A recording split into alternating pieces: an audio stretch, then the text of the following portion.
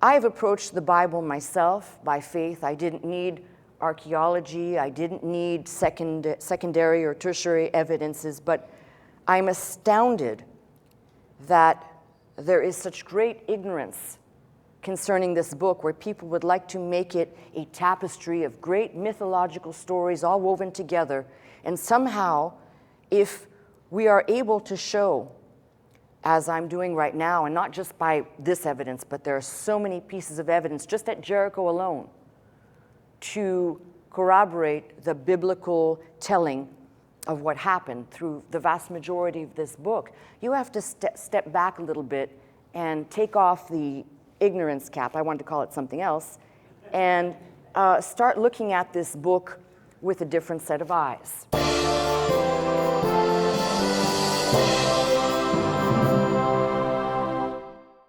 If you remember last week, I told you, I believe it was last week or the week before, that I had seen some stupid post on a forum somewhere where people were talking about how the Exodus couldn't have occurred, and they were talking about the Sphinx and all this stuff and how it's not mentioned in the Bible. And it really dawned on me that there are just a lot of moronic people out there, okay? Uneducated is one thing. To be uneducated is not a sin, but to be moronic probably is, okay? So I decided that I would take this journey, but the way I'm approaching this is pretty complicated. The material itself is not complicated, but the way I'm approaching this is. So I want you to know that everything I do today, I will probably not get to my message. All right, just saying. So, countless individuals, more than I care to say that I've seen and witnessed with my own eyes, have postulated that the biblical record of the Exodus of the children of Israel could not have occurred, therefore completely discounting most of the ancient record. The problem is, if you read this book, and not superficially, and I'm talking about the Bible, it does open up almost this part of, I believe, of all of our brains have this dimension of curiosity, to seek, to probe, and God's not offended by that, by the way. If we actually start looking at the Bible, it requires first and foremost that we approach it by faith. That is the premise. But after that, if we really want to talk to those folks out there that are just absolute hardheads, there is abundant proof for most of what is written. And let me just start with the Pentateuch and what's in the Pentateuch.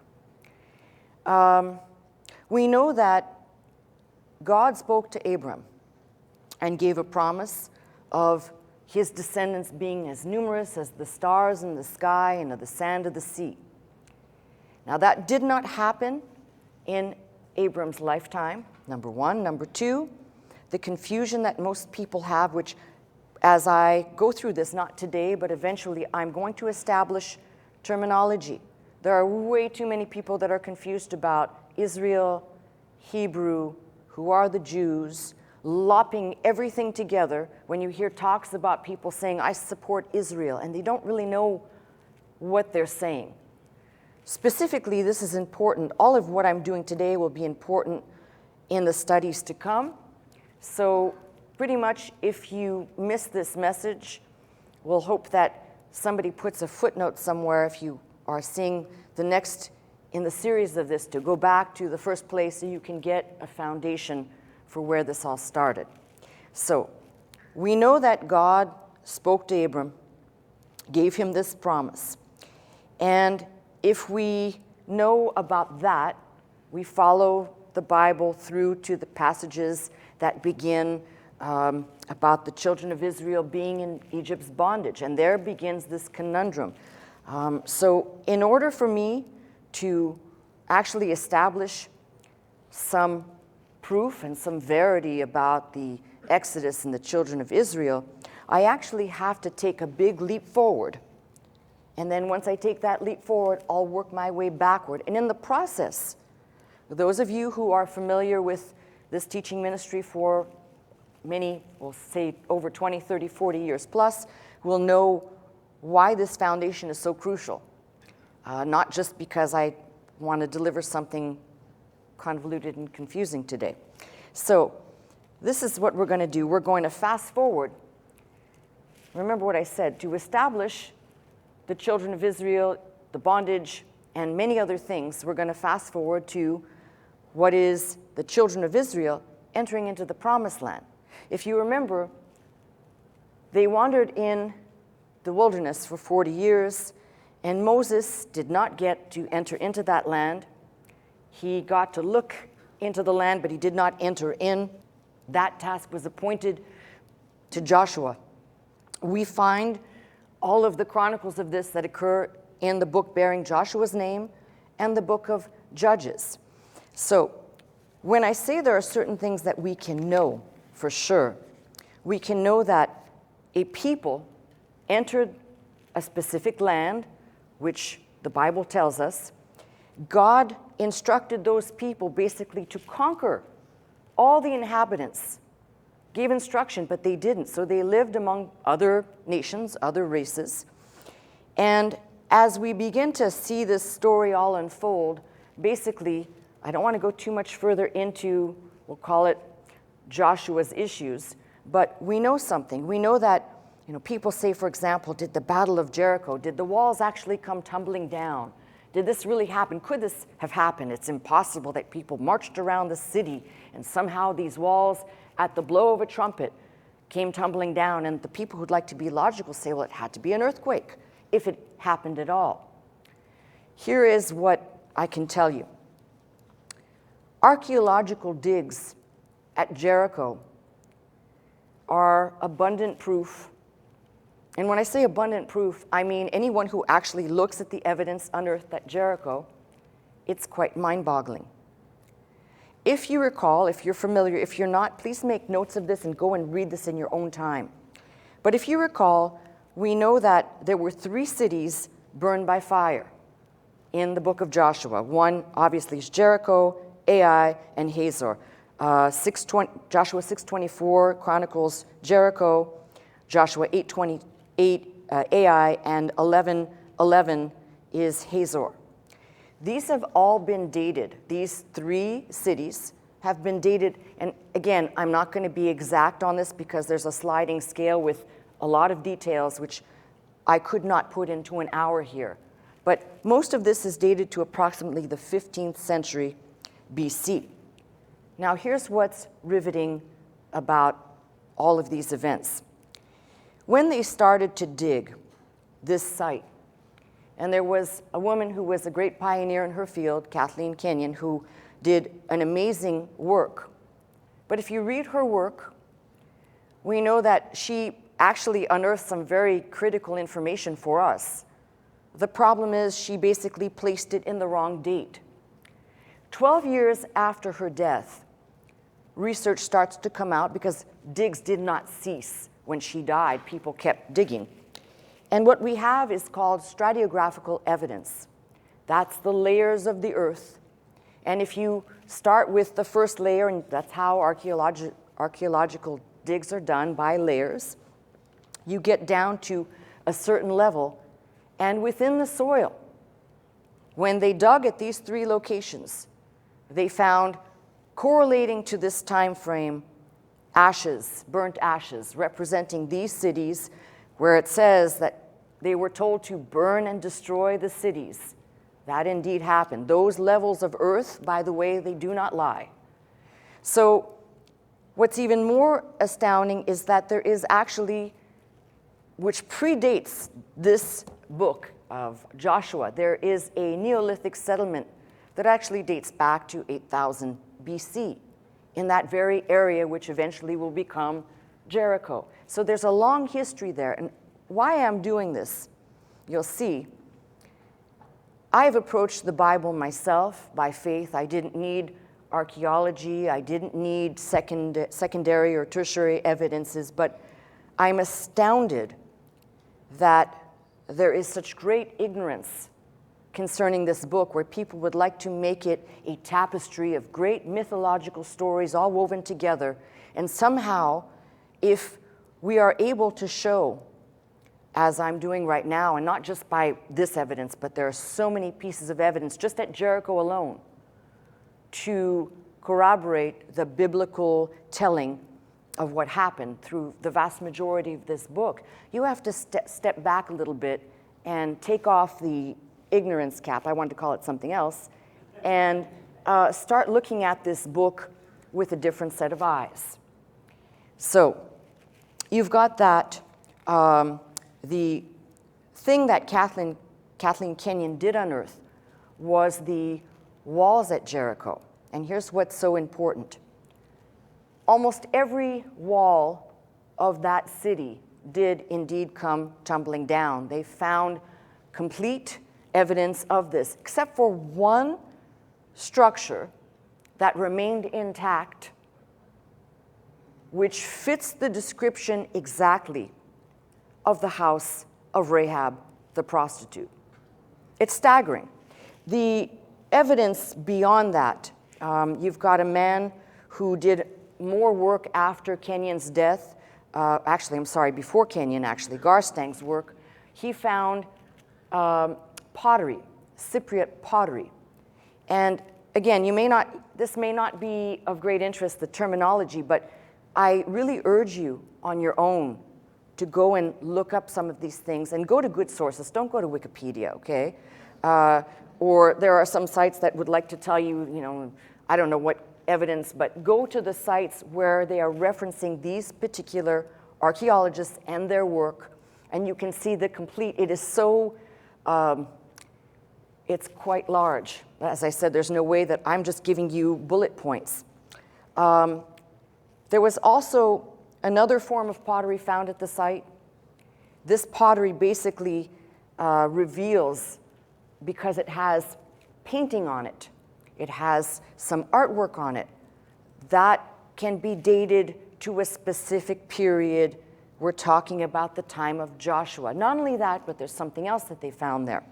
They found 3 Egyptian scarabs, and these 3 Egyptian scarabs are very important. First of all, there's no reason for Egyptian scarabs. Egyptian scarabs are kind of a ovular shape, usually made of stone, usually bearing the image of a pharaoh or a deity and a name inscribed on the bottom. These 3 scarabs belong to 2 kings and 1 queen of a particular range of time dating from the 18th, I believe, through to the 14th century BC.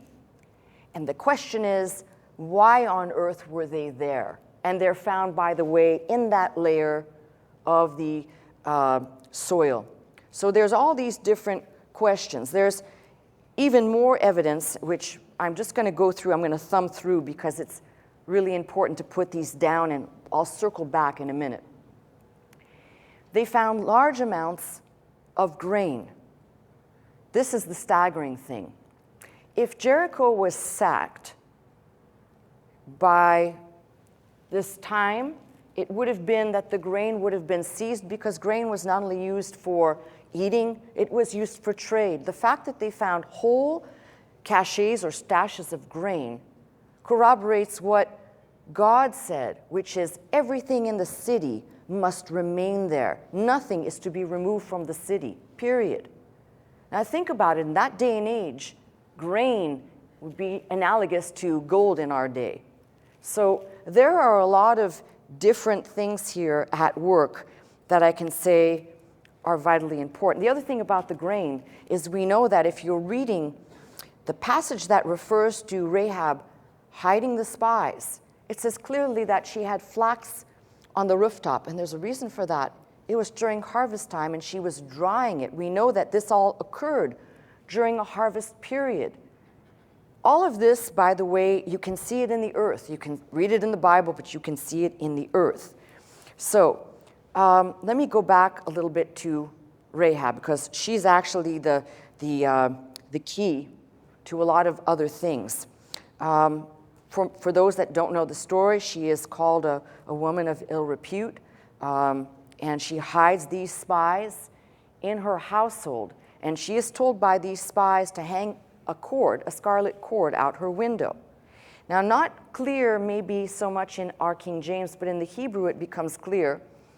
For me, actually, it's a new discovery. You'll never learn everything and know everything in this book. I don't care who you are, how brilliant you are. You never will, neither will I. The spies had to use that same scarlet cord as she would hang out the window as the sign of obedience when they told her to gather her family and stay indoors and hang the cord outside. That cord, by the way, goes through the Bible representing the blood of Jesus Christ, and all go by there. The prostitute, the spies, they all have to go by that same cord, which is, I love that little footnote right there. But I would say that why this becomes an important part is once you read this and you're looking at the archaeological evidence, and then you jump to the New Testament, and in the genealogies of Matthew specifically, Matthew 1:5, we have the mention of Rahab in there. We know that Rahab is a descendant in the lineage to our Lord and Savior Jesus Christ. And this becomes kind of a footnote. See, if you can establish, if you're trying to educate people, and you can establish that there are hard pigs, we'll call them real tangible evidence that demands to be looked at, not just kind of, okay, I see it. There's so much there at Jericho. That's why I chose to start there, and I said I'd work my way back. So if we see this, we can definitely make some hard connections. Remember I said the red cord goes through the Bible, so I'm going to use that to go backwards. If you recall, I just said that this red cord out her window, right? That would be the sign for her to be saved, and indeed she was. Her house was not destroyed. I go back to the names of the two archaeologists specifically, Ernst Selling and Karl Watzinger, who amidst the devastation in those digs found this complete intact remain, which they believe to be the house of Rahab. So when we start talking about the Bible, it's important to kind of look at this through all different perspectives. Now, this may seem like a very long approach, so you have to bear with me. I told you I might not get to where I need to go, so just bear with me and please have patience. The reason why I'm using this red cord is because if you go back, now we're going to a time before the children of Israel are in Egypt's bondage. And I'm going to use the red cord to go back to a time. Most of you in this congregation are familiar with the story of Judah, who is one of the children he's one of the sons of Jacob who became Israel. He's the fourth in line, Judah, who basically, Judah, has three sons, Onan, and Shelah. And his daughter-in-law, Tamar, who plays a big role in this. I will read a little bit to give some backdrop of what I'm saying. But the important thing is that this Judah, he is one of the, we'll call him important, they're all important, but from the children of Israel that become the tribe of Judah. But he is indeed the child born out of all of the children that become the sons of Israel, the children of Israel. And it is this strange story. So Judah was married to a Canaanite woman named Shua. He has three sons, and I believe it is his first son that is married to this girl named Tamar. He dies, the first son dies, and as was customary, because she was still childless, as was customary, the second son would have taken the place of the first son to basically impregnate her, to provide a line, because basically in that day and age, women had only one role, and that was to produce children. Barring that she wouldn't have children, there would have been a big void in the pages of our Bible. She is the key role, by the way, to the children that will descend directly to Christ. So, first son dies, second son Onan, he will not fulfill his responsibilities to impregnate her. And of course, most of you have heard of the sin of Onan. He basically spilled his seed rather than impregnating her. He dies.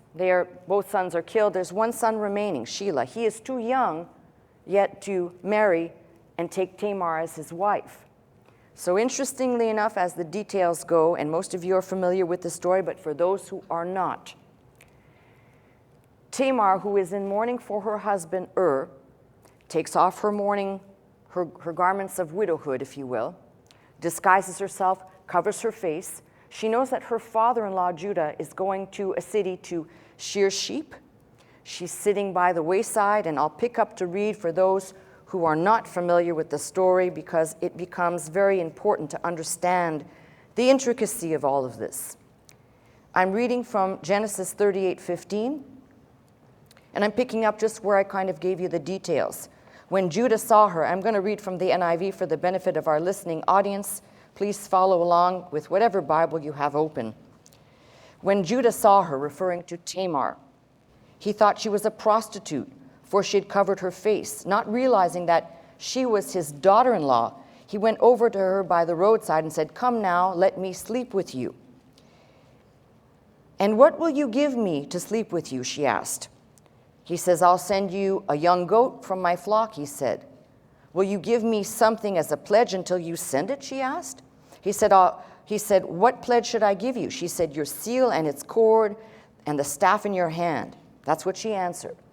Now she was wise because she knew if she did not have these proofs, she would have been put to death as a whore. That would have happened. So this is very calculated. It's equally calculated that I'm not going to say that Tamar knew the important role that she bore in all of this, but there had to be some concept of importance to understand she could not die without bearing a child. So basically, what will you give me? Your seal, its cord, and the staff in your hand. So he gave them to her and slept with her, and she became pregnant by him. After she left, she took off her veil and put on her widow's clothes again. Meanwhile, Judah sent the young goat by his friend, the Edolamite, in order to get his pledge back from the woman, but he did not find her. He asked the men who lived there, "Where is the shrine prostitute who was beside the road at Enaim?" They said, "There hasn't been a prostitute here." So he went back to Judah and said, "I didn't find her." Besides, the men who lived there said, "There hasn't been any shrine prostitute here." Then Judah said, "Let her keep what she has, or we will become a laughingstock. After all, I did send her this young goat, but you didn't find her." About 3 months later, Judah was told, "Your daughter-in-law Tamar is guilty of prostitution, and as a result, she is now pregnant." Judah said, "Bring her, and I will have her burned to death." And she was being brought out. She sent a message to her father-in-law, "I am pregnant by the man who owns thee," she said. And she added, "See if you recognize whose seal and cord and staff these are." Judah recognized them and said, "She is more righteous than I, since I wouldn't have given her my son Shelah." And he did not sleep with her again. Now when it came time for her to give birth, there were twins in her womb. And as she was giving birth, one of them put out his hand, so the midwife took a scarlet thread. There is your scarlet cord. Took a scarlet thread, tied it on his wrist, and said, "This one came out first." But when he drew back his hand, his brother came out, and she said, very interesting, she said, "And this is how you've broken out." The name, he was named Perez. Then this brother who had the scarlet thread on his wrist came out, and he was given the name of Zarah. So depending on what you're reading and the interpretation, you may read either Perez. There are different spellings, but it's all the same. Zarah, they're all the same children, all right? This is important because what we have here, again, I'm tying it to the scarlet thread. What we have here are two children who basically, as they grow up, will become very important. We know that the Phares line, when you go to read the New Testament genealogy to Christ, the Phares line is mentioned there. What's very revelatory is you find only 3 generations of Zarah's descendants chronicled, and then they disappear from the pages of this book, and there's a reason why. Now, you'll have to forgive me, but as I said, there's a lot of stuff here, and if I seem to be rushing, I am, because I'm worried I won't fit this all in. We know, I'm fast forwarding to something. We know that as all of the children grow up, we're talking now back at the children of Israel. If you remember the story about Joseph, he's sold into basically slavery, told that he's dead. He becomes imprisoned in Egypt until he interprets Pharaoh's dream. And basically, in a nutshell, he becomes second in command right under Pharaoh because he basically saved the Egyptian people, but he also saved his brethren, interpreting Pharaoh's dream about feast and famine. So what becomes important here is to recognize that while the children of Israel were in the land of Goshen, this happens just before they go into Egypt's bondage. They're living in a place called Goshen, Joseph, all of his brethren, and we know at that time the children, or the descendants of Zarah, of the Zarah line, they ruled that territory. Why is this important? Because they become known, these people become known as the Hyksos.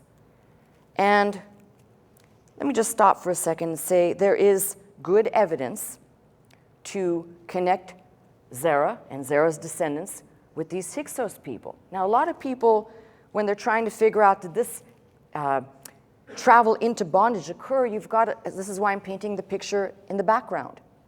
We know that they lived an incredible life in Goshen before they went into bondage. And by the way, this was foretold to Abraham by God that they would go into a land, that they would eventually be in bondage for a time, and then they would come out as a populous people, great in substance.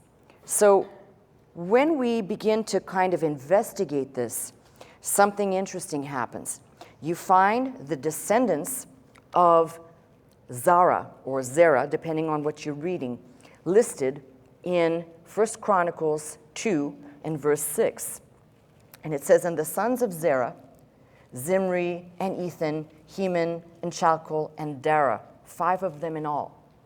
So we have good reason to understand and connect these dots. By the way, I'm going to back this up with some archaeological evidence as well, because I think this is important. There is also a mention of these children of Zarah in 1 Kings 4:30 and 31, being compared to having great wisdom, not as great as Solomon, but as great in wisdom.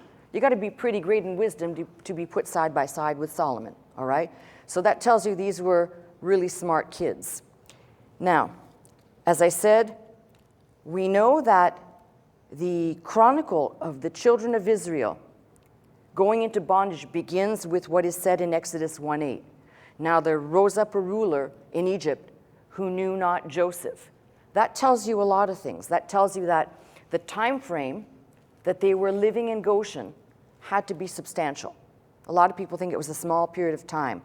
In fact, if you're curious, there is a great work that was written by Petrie, Flanders Petrie, with a date of chronicles that tells you an approximate time. Equally, the historian Manetho chronicles an approximate period of time, and it is much more than just a few years, which tells you that would make sense then that a pharaoh would come up and not know who Joseph was. If Joseph saved the land, right? Doesn't make sense that this would happen rapidly. This happened over the course of time. Why this becomes important. The ancient historian Manetho refers to these foreign rulers in Egypt as Hyksos, Hik being translated for king and Sos for shepherd in Egyptian. There's also a statement in Genesis 46:34 that says, "Every shepherd is an abomination unto the Egyptians." It means that they were not well liked anyway. What we know about these people, remember I just mentioned the land of Goshen. Well, if you're into archaeology, look up at your leisure, and as I said again, I will give you names of people who have researched this, but the city of Avarice, which is none other than the place that would be where these Hyksos shepherd kings, along with all of the children of Israel, lived before they went into bondage. What is remarkable, it is called today Tel El Daba, Excavations began there in 1885, and digs have been going on since then. What is staggering? And here comes some good information. First of all, Avarice has no meaning in Egyptian. You know, everything has meaning.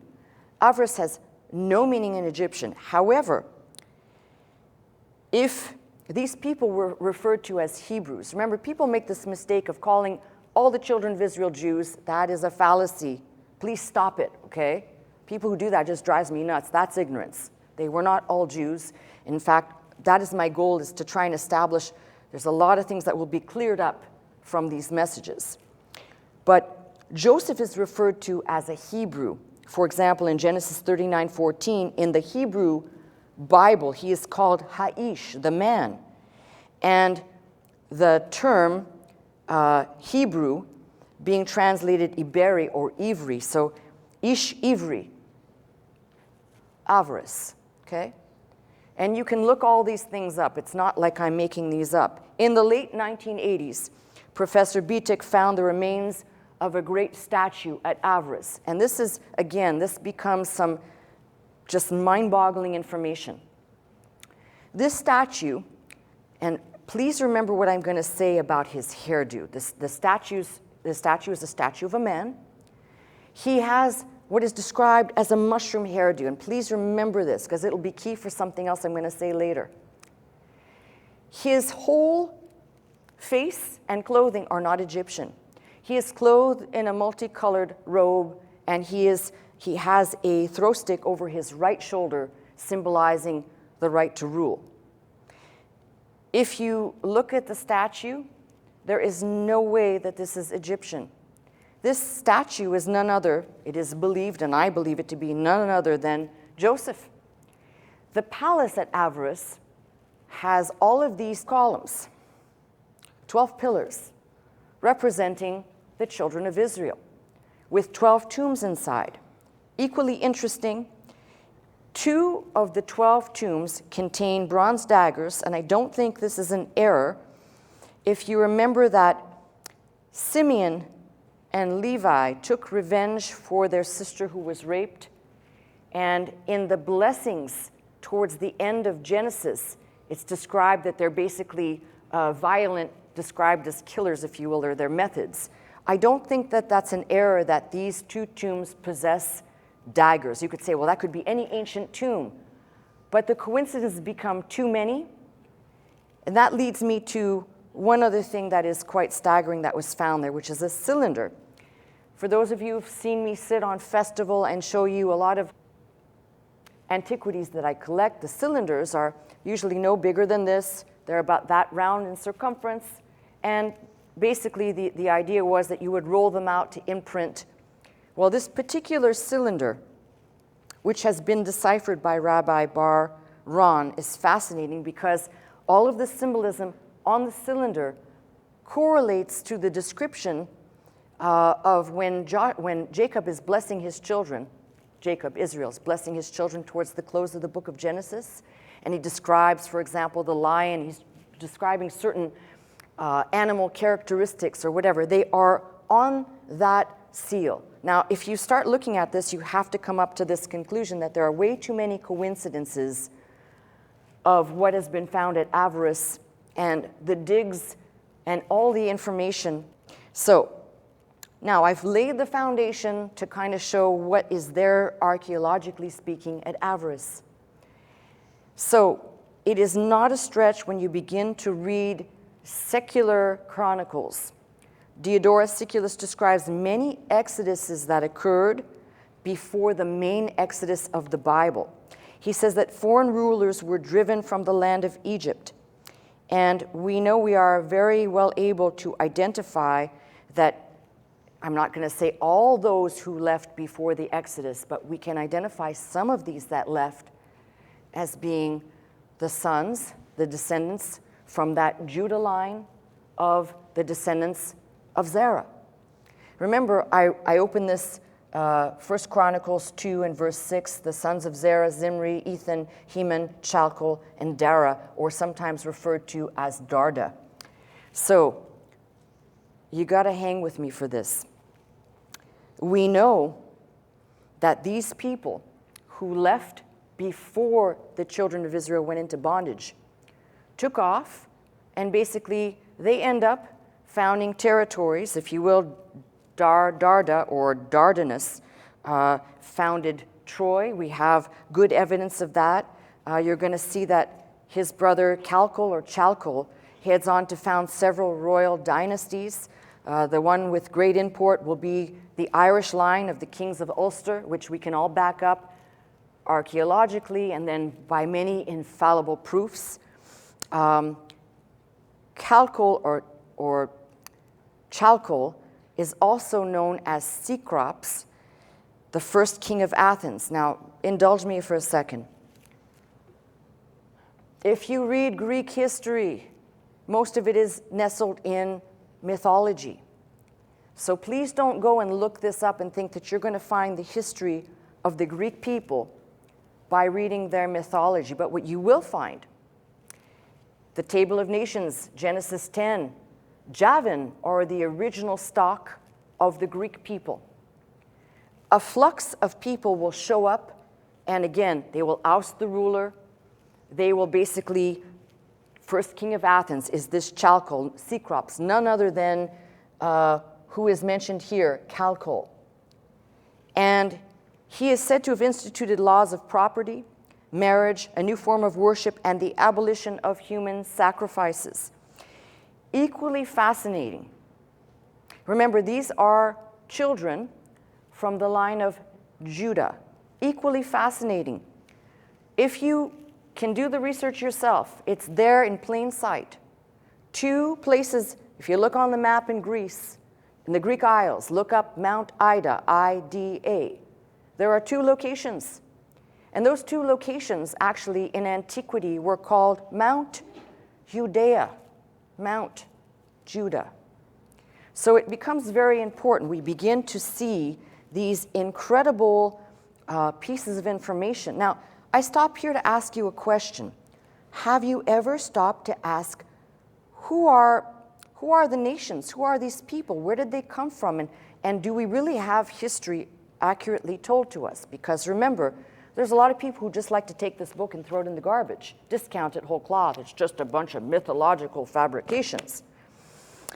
I have a lot of trouble with that because now you get into things, for example, and I don't have really time to do this justice, but you get into seeing how early the alphabet, for example, if you, and I study handwriting, I study the study and the evolution of writing. We can clearly see if you line up Old Hebrew script, which is actually Phoenician or Proto-Canaanite, line it up beside Old Greek, and you will find that these look very much alike. They begin to morph in different ways as things get modernized. Now, again, there are, as I said, a plethora of proofs to put this all together when we say, could the exodus of the children of Israel had actually happened? Did they wander in the wilderness for 40 years? Were plagues poured out as recorded in the Bible? Well, let me put it to you this way. I just painted you some very heavily detailed bookends with archaeological evidence on both sides. So methinks what's in the middle is not that hard to believe once you kind of establish these pillars. It becomes clear from scholars who took the time. There's a great work. I received permission to use the entire work, which I may actually end up doing. But Carlton Stevens Kuhn and his The Races of Europe, it's from Greenwood Press, Connecticut, dated from 1939. And I'm going to read you something that's in there. The age of metal began in Egypt and Mesopotamia, and it spread to the Aegean, Crete, probably received metal influences from Palestine and Egypt before most of the Anatolian mainland. In the diffusion of the early Middle Age, culture westward along the Mediterranean and northwestward up the Danube, the peoples of Asia Minor, Crete, and the Aegean played an important role in acting as transmitters of impulses which originated in Egypt and Sumeria. So you cannot miss the connection. It's there. Remember I mentioned mushroom? Have any of you ever bought a supplement, a mushroom supplement? Read the bottle. It says mycos. That's kind of the word more or less. That means mushroom. Where do you think we get the word Mycenaean from? Mushroom. So when you start peeling this back, you realize how important this book is and all of its clues to start piecing together, and I'm going to make a reference to something. These first Mycenaeans would herald from the tribes of Judah and later Dan. And it is irrefutable. There are people that would say, oh gosh, don't even go there. But these become important in establishing facts. And that's what I'm after. I don't care about, you can actually look at a lot of Greek mythology, and if you actually read it carefully, you're going to find that it's not all completely mythological. They've taken some names that, for example, at a later time, there's a whole story about Troy, and we have a person that appears as Priam in their chronicles mythologically, which if you took that name back to the Hebrew would be none other than, I'm not suggesting that is Ephraim of the tribe of Ephraim, because it is not, but it would be a Hebrew name akin to Ephraim. So there's so much evidence here. And that brings me to talk about, as I said, the founding of places like Troy. Excavation started there in 1870 by Schliemann, and they have proven that Troy did indeed exist, a very large city. There are also exterior evidences in Hittite writing, believe it or not. And as they began to dig, found several successive layers. So Troy, if you're going to look this up, I'm giving you the tools to do so. Troy is labeled as Troy 1, Troy 2, Troy 3, Troy 4, and so on. And we're looking at periods that fit into either 3 or 4, which date from 2300 to 1750, or 1750 to 1300 BC. The earth, by the way, my friends, does not lie. So when they started digging, and they begin to see that Troy was not some fabricated city that Homer just conjectured or conjured up in his mind, that Troy was indeed destroyed by fire, possibly later earthquakes. We know that Greek cities existed prior to this, as I referenced the original peoples who may have settled there from Genesis 10, Javan. But what's interesting is if you follow this pattern, you see how everything else begins to take shape in the world. Aeneas, who would be the last of the Zarah bloodline, leaves Troy, founds something called Lavinium, marries the king of the Latins, which will become the Roman Empire. These are absolute, traceable, important pieces of information. But then there's other pieces of information. You have a people referred to as, and I hope I do this right, the Lacedaemonians, or more commonly called the people of Sparta in southern Greece. And we know that there were friendly relations in antiquity between these people. But what we come to know, not just from secular sources, but if you have a book, an Old Testament from, I'm holding up a Septuagint, which is the Greek. It is the Old Testament translated into Greek, which includes Apocrypha, none other than the book of Maccabees inside. And you begin to read in the book of Maccabees itself. It says in 1 Maccabees 12, beginning at verse 21, it is found in writing, the Lacedaemonians and Jews are brethren. Let that settle in for a minute. Now remember, by this time, the term Jew has definitely morphed into what we would kind of commonly use it today. So let's not get confused. As I said, I will set the tone eventually and get all this straight. It is found in writing that the Lacedaemonians and Jews are brethren, and that they are of the stock of Abraham. Now, therefore, since this has come to our knowledge, you should do well to write unto us of your prosperity. And here begins in the book of Maccabees, which we'll place in what we would call the intertestamental period, those 400 years when people say there was silence between the old and the new. This is written. Somebody back there uncovered some tangible proof to say, hey, we're related back there in the woodpile. So make no mistake about this. And the reason why I bring this all to your attention is because when we start to talk about something verifiable, something that we can know with absolute certainty, I've just painted you, as I said, great bookends, and you can begin filling in the details. And you start seeing how these very same people I described in the first primary exodus out of Egypt, which is before the exodus of Moses, we have people taking off and basically from the area that we're looking at, Greece, going up to found different areas, planting, we'll call them flags by naming cities and states after themselves.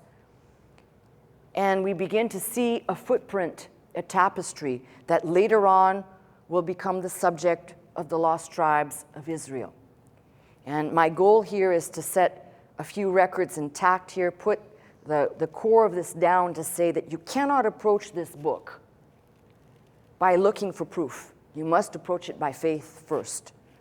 But if you're willing to look and do the hard legwork to dig, just like the archaeologists did, and there's abundant proof, as I said, then we end up having to look at, as I said, these great bookends that I've laid the foundation for. And let me then ask the question. If these bookends that I've shown you before the Exodus, Avarice, and all of these names that we can see and deduce that have been peppered among the lands, and the references that we have by virtue of what's been done at Jericho and other places, archaeologically speaking, who is going to doubt what happened in the middle? It's rhetorical. Who's going to doubt that? Now, again, I go back to those people who say, well, there's no proof. Well, here's the problem with that. If there's technically no proof and you just want to start picking right there at the Exodus, let me ask the question. What happened to such a great culture and people, such as the Egyptians, that their culture merely declined and eventually disappeared? They still exist as Egyptians, but not as the dynasties beginning way back in antiquity. What happened to these people? How did they just basically spiral downwards and then disappear? And we can work our way backwards historically to know that, for example,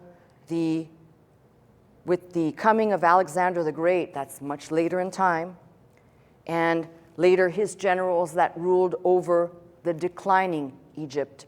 We see it, by the way. I'm a person that deals in antiquities. I have a great collection of antiquities. You can even see how sloppy the masks that once were painted with great detail become like a child painted it. It's not even within the lines of things. Things look almost mutilated. The shabtis that were once created with great precision to be buried with the pharaohs now look like they might have been chewed dog bones, very trace remnants of what was an exact art. So the question is, why the decline of these people? And don't just go with Cecil B. DeMille's idea that somehow when Pharaoh drowned with his army, that Egypt ceased. That's equally a great fallacy. We know, and we can follow the history. As I said, I collect artifacts. We can see as time goes by, there is, we'll call it a tightening to where the culture basically just dies off. What made that happen, and why did other cultures pop up somewhere else? This is the question. If Moses did not basically save or deliver the people as is chronicled, how do we explain in a later time, after the Assyrian and Babylonian captivity, once those are over, how do we explain between the first wave of people leaving, those Hyksos, to the last people who basically migrated? How do we explain the vast populace on the earth? When you start to examine the map, people like to tell you the origins of Italy, two strange creatures that, I mean, come on, really? Just go back and do a little digging, and you find, for example, the founding of another Troy and a person by the name of Brutus. And we'll weave all of this together, but the beginning point is to establish something very crucial. You see, if the children of Israel didn't go into bondage and didn't get delivered as an exodus, we have very little to go on to explain every other event in the Bible, including those people coming into the land that I just described to you out of the book of Joshua. We have very little to go on about anything else, because if they didn't go in, where did they go?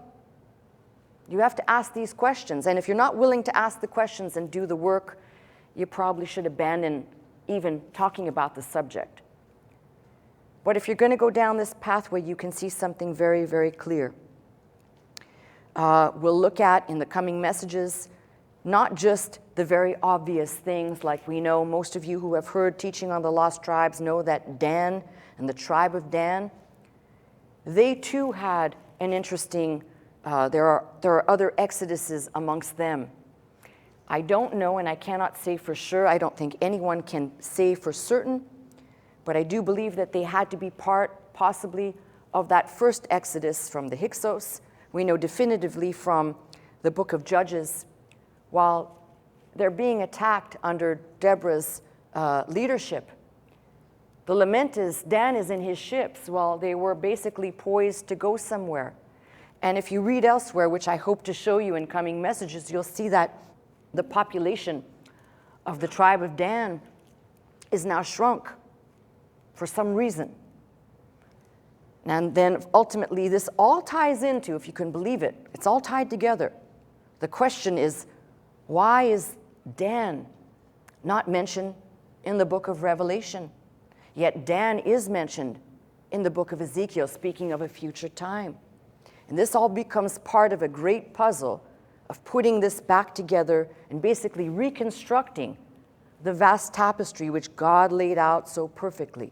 Now one might ask, how can I glean from any of this? How can I glean something that is uplifting to my spirit today? And I'll tell you, if God can have this much control, we have free will, but if God can have this much control over history to manage to protect certain things that will show up elsewhere, and let me just give you an idea, that the laws, for example, that were put down by the first king of Athens perhaps get imported to Troy, and that law eventually will become, in type, the Magna Carta, and the Magna Carta will become, for us, our document of independence for this country. Things are all tied together, whether you like it or not. Thank God there's been a great foundation laid here, specifically tied to, most importantly, what happened through Chalcol eventually, and Ireland. And we know about the Tuatha De Danann, the people of Dan. But what is staggering is everything else around it. See, those are the obvious things. Those are the things that are in plain sight. When you look at, it's said by the blessings of Jacob, who is Israel, about Dan, his trail would be like a serpent. Well, they did indeed leave a trail, and all the places that you can find that bear the name Dan, the Danube River, Dardanelles, there's so many of that, Dinster, there's so many names, places, countries, cities, states, bearing the name Dan. Macedonia is actually Dania, and the Dons of Spain, actually, that is from Dan as well. When you begin to see how God has woven this incredible tapestry, you have to stand back for a minute and say, first of all, it's time for people in this country to grow up. It's time for people in this country to stop acting as though we either have to apologize or bow down or figure out, if you figure out that you all come from the same mud pile, it's much easier.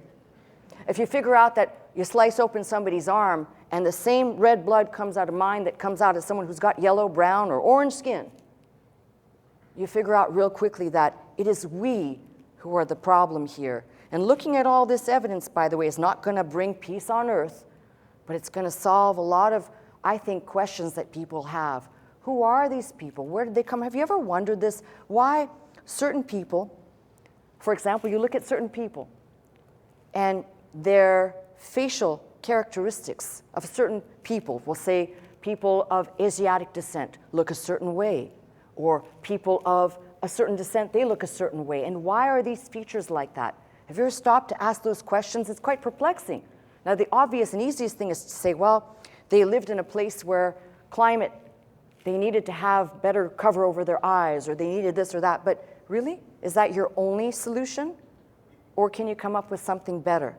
See, as I study much of what went on in Egypt, I can see very, very clearly, not just one people, but a multitude of people within Egypt.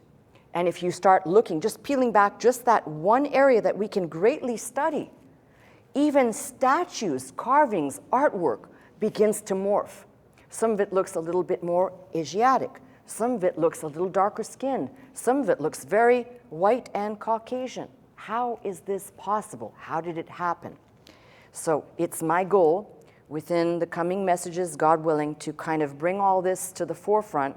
And remember, I started with saying, if somebody says the Exodus, Moses' Exodus out of Egypt couldn't have occurred, my guess is that they really haven't stopped to either read this book and read it seriously, not just a superficial reading, but they have not stopped to examine all the abundant evidence that antiquity has yielded out of the earth. So my goal is not to give you a history lesson or to talk about how we got here primarily, but is to show God's hand in history. And that, by the way, if you see all of this unfold clearly, it actually makes sense for something in the future. You know, when we have the book of Revelation saying that there will be the tribes basically gathered and numbered, how do you think that's going to occur if we're talking about hundreds, if not thousands of years from the time that John wrote Revelation, late 90s AD, to whenever the end comes? How will these people know who they are? I don't even know who I am. When I start to look at this, it begins to make me scratch my head and say, maybe we aren't who we really are. Maybe there's much more to this. And maybe when God has, at the end, revealed everything, it will become clear to us, by the way, why Dan is absent, but how he himself, God, will pull from all these people to gather up once more to establish these particular people. You got to be able to sort that out. And by the way, I think only God can do that. So the next time I talk to you, hopefully God willing, will be the continuation of this message as the foundation. I hope I haven't made your ears or your head hurt, but leave here today with something uplifting, which is, and I've always said this about everything, but really you can see God's hand in history. If you can look at God's hand in history and see how much in control he was, how much more for the individual yourself, how much more is God not with you and in control of your circumstances and events, both past, present, and future. That's my message. You've been watching me, Pastor Melissa Scott, live from Glendale, California at Faith Center. If you would like to attend the service with us Sunday morning at 11 a.m., simply call 1-800-338-3030 to receive your pass. If you'd like more teaching and you'd like to go straight to our website, the address is www.pastormelissascott.com.